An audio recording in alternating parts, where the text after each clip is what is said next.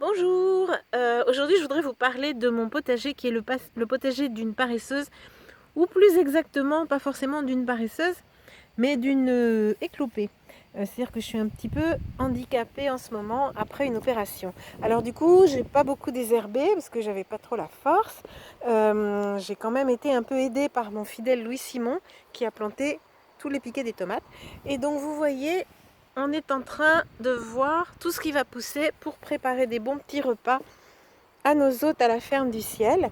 Donc on a des tomates et puis on a laissé pousser ici les poireaux à graines, c'est-à-dire que on a eu des poireaux cet hiver. Là on va avoir des fleurs de poireaux et donc ensuite des graines de poireaux.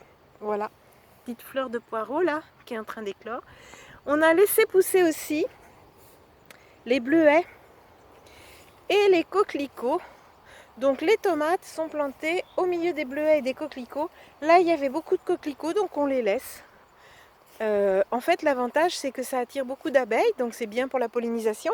Et aussi on ramasse les pétales de coquelicots pour en faire des tisanes calmantes. Et là on a carrément mis les tomates au milieu des coquelicots. Et je voulais finir par quelque chose de vraiment très très joli.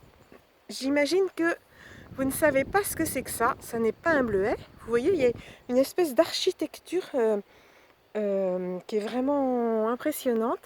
Et en fait, ceci, c'est une fleur, ce sont des fleurs de laitue qu'on laisse aussi monter à graines pour avoir des graines de laitue pour pouvoir les ressemer. Voilà.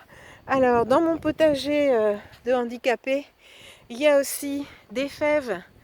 Et ceci, c'est un accident de chien, c'est-à-dire qu'on a un chien qui s'est assis au milieu des fèves.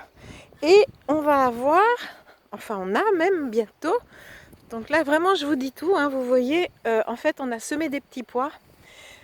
J'ai été absolument incapable de désherber autour, mais ils poussent quand même. Là ils ont été très poussés par le vent. Mais regardez, on a déjà des belles gousses. Et donc d'ici quelques jours, on va pouvoir vous faire des super petits plats à base de petits pois. Et on a aussi de très jolis artichauts.